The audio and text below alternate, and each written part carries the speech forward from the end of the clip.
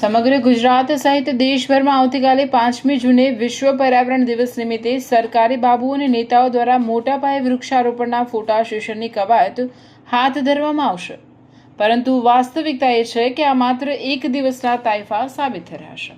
આખા રાજ્યમાં કેટલા ઉદ્યોગો છે તેટલા માટે ભરૂચ જિલ્લામાં કાર્યરત છે. પર્યાવરણ દિવસની ઉજવણી પાછળ દેખાડો કરવાને બદલે જો વર્ષના 365 દિવસ ઉદ્યોગો દ્વારા ફેલાવાતા પ્રદૂષણ સામે ગુજરાત પોલ્યુશન કંટ્રોલ બોર્ડ નક્કર કાર્યવાહી કરે તો જ સાચા અર્થમાં પર્યાવરણ બચી શકે તેમ છે. આક્ષેપો થઈ રહ્યા છે કે ના અધિકારીઓ ઉદ્યોગપતિઓ પર સદાય રહેમ નજર રહેતી હોવાથી પ્રદૂષણ માફિયાઓ બેફામ બન્યા છે. 3જી જૂનની મોડી રાત્રે અંકલેશ્વર જીઆઈડીસી વિસ્તારમાં રાત્રિના અંધારપટનો લાભ લઈ મોહન પોલીકેબ કંપનીના ગેટ નજીકની કાંસમાં મોટા પ્રમાણમાં કેમિકલયુક્ત લાલ કલરનું પ્રદૂષિત પાણી છોડવામાં આવી રહ્યું હતું. મીડિયા દ્વારા સમગ્ર કરતૂતનો વિડીયો કેદ કરવામાં આવતા જ કંપનીની બહાર ઉભેલા એક અજાણી સમયે તાત્કાલિક દોડી જઈ પ્રદૂષિત પાણીનો વાલ્વ બંધ કરી દીધો હતો અને પોતાનું પાપ છુપાવવાનો નિષ્ફળ પ્રયાસ કર્યો હતો. આ અંગેના જીવંત પુરાવા સાથે અંકલેશ્વર જીપીસીબીના રિજિયોનલ ઓફિસર સુરેશ અગ્રવાલને મોકલવામાં આવ્યા હતા. ત્યારબાદ સમગ્ર વિડીયો પુરાવા સાથે ગાંધીનગર જીપીસીબીના મેમ્બર સેક્રેટરીને પણ લેખિત ફરિયાદ કરવામાં આવી હોવાની માહિતી મળી રહી છે.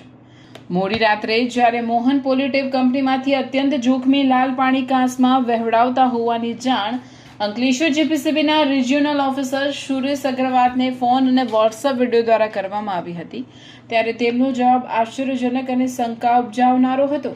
તેમણે મીડિયાકર્મીને જણાવ્યું કે તમે તમારું કવરેજ કરી લો, પછી હું કાર્યવાહી કરીશ.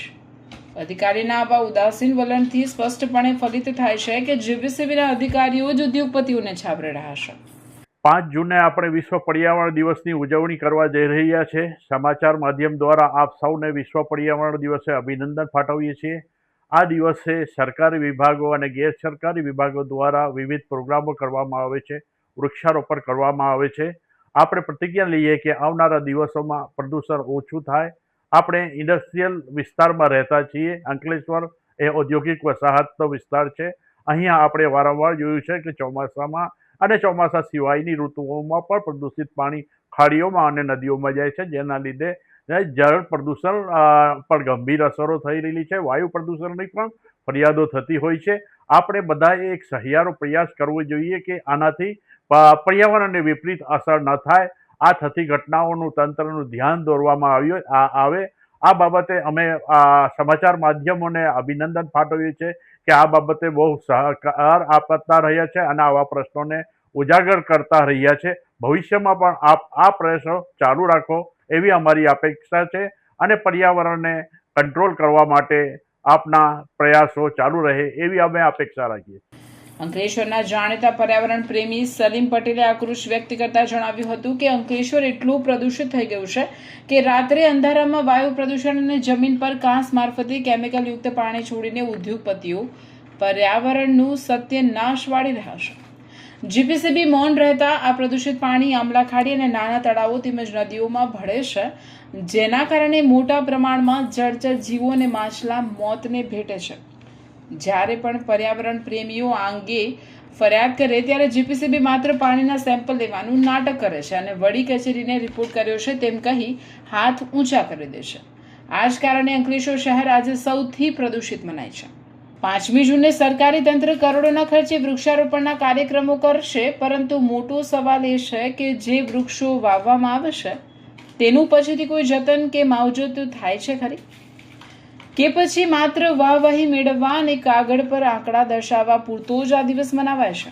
અંકલેશ્વર હાઉસિંગ એસોસિએશનના ઉપપ્રમુખ તરીકે 5મી જૂન વિશ્વ પર્યાવરણ દિવસે હું અપીલ કરું છું કે નરેન્દ્ર મોદી સાહેબનું જે એક પેડ માં કે નામ, તો ઉદ્યોગપતિ અને રહેણાંકવાળા લોકો એ પોતે જ્યાં ખરાબાની જગ્યા હોય, જ્યાં પોતાના ઘર આગળ જગ્યા હોય, પોતાની ફેક્ટરી આગળ જગ્યા હોય કે પોતાના કારીગરો કે પોતાના નજીકના લોકોને એક અપીલ કરો કે ભાઈ એક વૃક્ષ વાવીને પર્યાવરણની જાળવણી કરે.